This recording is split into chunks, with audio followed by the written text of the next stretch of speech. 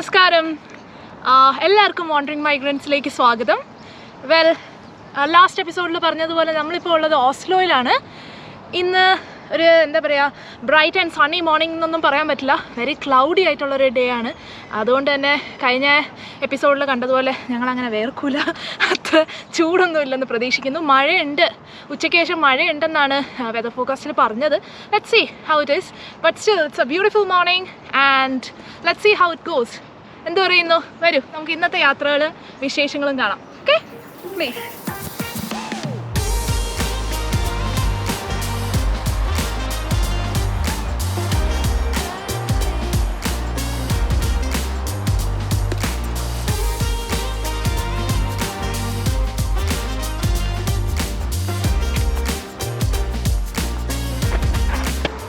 നമ്മളിപ്പോൾ മെട്രോയിൽ കയറിയിട്ടാണ് പോകാൻ പോകുന്നത് സെൻറ്ററിലേക്ക്. പബ്ലിക് ട്രാൻസ്പോർട്ട് ഭയങ്കര ഈസിയാണ് ഇവിടെ. അതിനെക്കുറിച്ച് കൂടുതൽ പറയാം നമ്മുടെ ടൈം വരുന്നത്.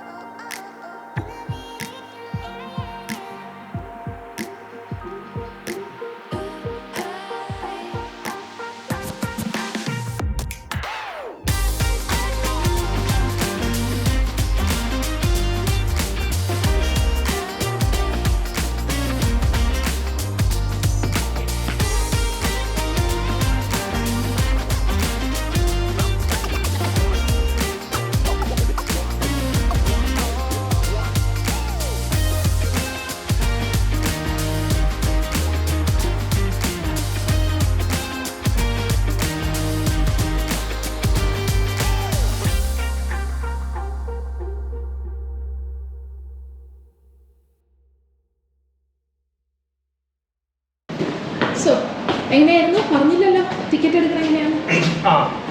അപ്പോൾ ഏറ്റവും ഓസ്ലോ എന്നല്ല, യൂറോപ്പിൽ തന്നെ ഏറ്റവും കൺവീനിയൻറ്റ് ആയിട്ട് ട്രാവൽ ചെയ്യാൻ പറ്റുന്ന ഒരു ഓപ്ഷനാണ് പബ്ലിക് ട്രാൻസ്പോർട്ട്, എസ്പെഷ്യലി സിറ്റീസിൽ. ഇപ്പോൾ ഓസ്ലോ പബ്ലിക് ട്രാൻസ്പോർട്ടും അതുപോലെ തന്നെയാണ്.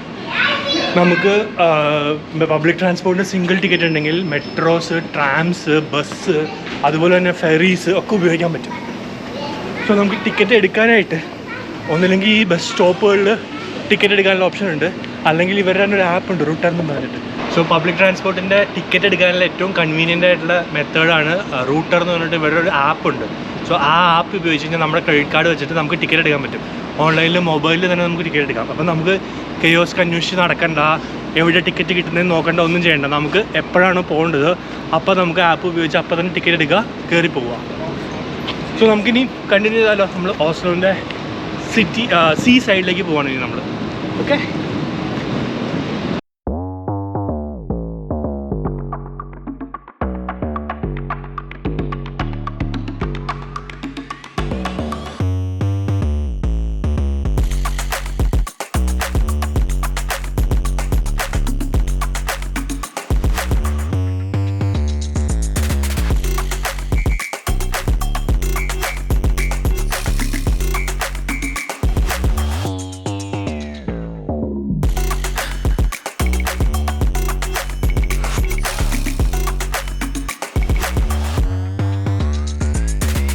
കണ്ടില്ല, നല്ലൊരു ടവർ കണ്ടു കഴിഞ്ഞാൽ ഒരു ടൂറിസ്റ്റ് അട്രാക്ഷനാണ്. പക്ഷേ ഇത് ഇവിടുത്തെ പബ്ലിക് ട്രാൻസ്പോർട്ടിൻ്റെ കസ്റ്റമർ സർവീസ് ഓഫീസാണ്.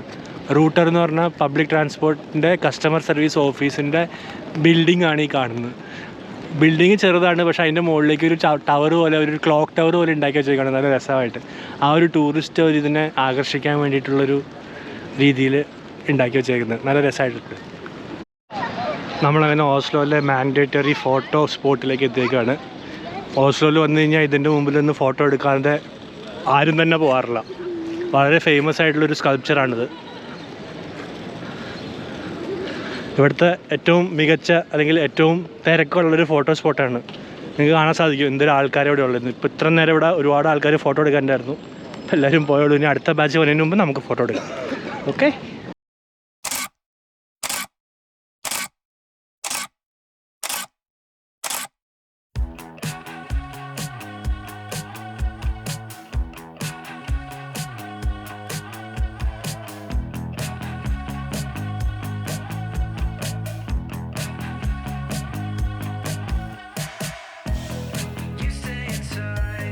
ഇത് കണ്ടിട്ട് ഒരു സെക്കൻഡ് വേൾഡ് വാർ മോണുമെൻ്റ് എന്ന് തോന്നുന്നു. ഒരുപാട് പേരുടെ പേരൊക്കെ എഴുതി വെച്ചിട്ടുണ്ട്. ചിലപ്പോൾ വാറിൽ പങ്കെടുത്ത നോർവേയിലുള്ള ആൾക്കാരുടെ പേരുകളാണെന്നാണ് തോന്നുന്നത്. 1940 to 1945 എന്നാണ് എഴുതി വെച്ചേക്കുന്നത്.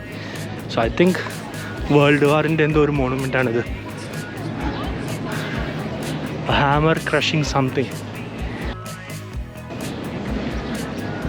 അതിൻ്റെ ഉള്ളിൽ ആൾക്കാർ എന്തൊക്കെയോ വരച്ച് വെച്ച് അത് വൃത്തികേടാക്കി വെച്ചിട്ടുണ്ട്. എവിടെ ചെന്നാലും ഉള്ളതാണ്. ലൈക്ക് നല്ല മോണുമെൻറ്റ്സിൽ ഇതുപോലെ ആരെങ്കിലും എന്തെങ്കിലുമൊക്കെ ചെയ്ത് വെച്ചിട്ടുണ്ടാവും.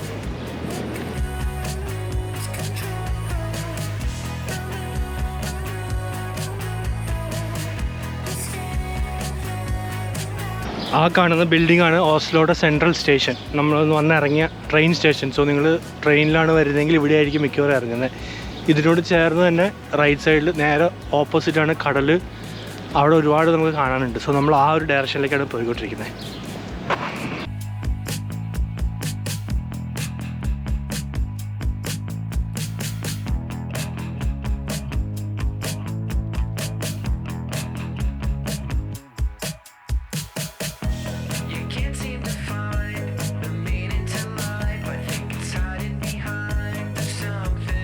നമ്മളിപ്പോൾ നമ്മുടെ ഓസ്ലോ സെൻട്രൽ സ്റ്റേഷൻ്റെ നേരെ ഫ്രണ്ടിലുള്ള ബിൽഡിംഗാണ് ഈ പുറകിൽ കാണുന്നത്. Oslo ഒപ്പറ house. ഇത് ഇവിടുത്തെ ഒരു ഐക്കോണിക് ബിൽഡിംഗാണ്. 2008 ഇതിവിടെ പണിത് കഴിഞ്ഞപ്പോൾ ഇത് ഓസ്ലോയുടെ ഒരു ഐക്കൺ ആയിട്ട് അറിയപ്പെടുന്നതാണ്. അതായത് മോഡേൺ ആർക്കിടെക്ചറിൻ്റെ ഒരു ആരംഭമായിരുന്നു ഈ ഒരു ഓസ്ലോ ഒപ്പറ ഹൗസ്. അതിനുശേഷം ഇവിടെ ഒരുപാട് മോഡേൺ ബിൽഡിങ്സ് വന്നിട്ടുണ്ട്. പക്ഷേ ഇതൊരു ഭയങ്കര ഒരു ആർക്കിടെക്ചറൽ ബ്രില്യൻസ് ആയിട്ട് അറിയപ്പെടുന്നതാണ്. നമുക്ക് ഇതിൻ്റെ താഴത്തു നിന്ന് നടന്ന് ഇതിൻ്റെ റൂഫിലേക്ക് നടക്കാനൊക്കെ പറ്റും എന്നാണ് പറയപ്പെടുന്നത്. നമുക്ക് പോയി നോക്കിയാലോ? ആയോ.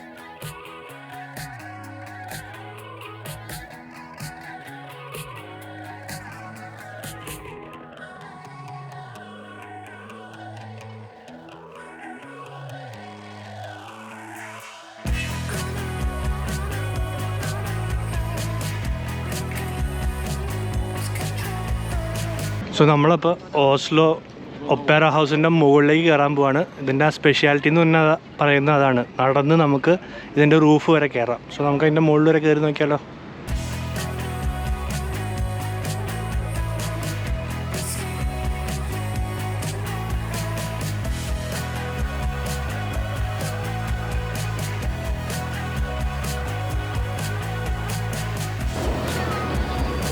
അപ്പോൾ നമ്മൾ നടന്ന് ഓസ്ലോ ഒപ്പറ ഹൗസിൻ്റെ മുകളിൽ തിരിഞ്ഞപ്പോഴാണ് തൊട്ടടുത്ത ബിൽഡിംഗ് കണ്ടത്. നിങ്ങൾക്ക് എൻ്റെ ബാക്കിൽ കാണാം.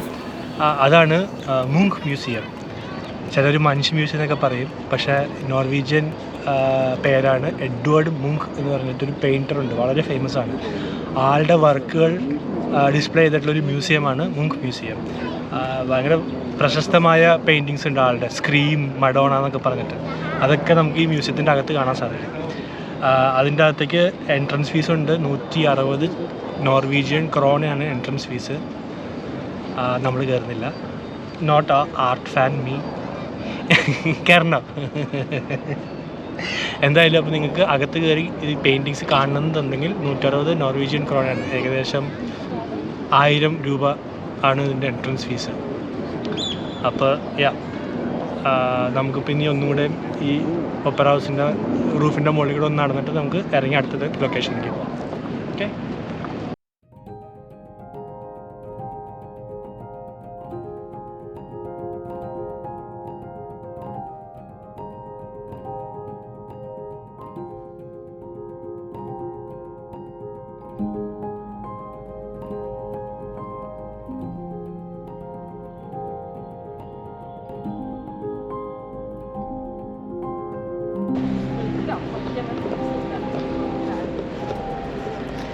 സ്ലോപ്പിൽ കൂടെ ഇറങ്ങാൻ ഒട്ടും പേടിയില്ലാത്ത ഒരാൾ സ്റ്റെപ്പ് ഇറങ്ങുന്നു.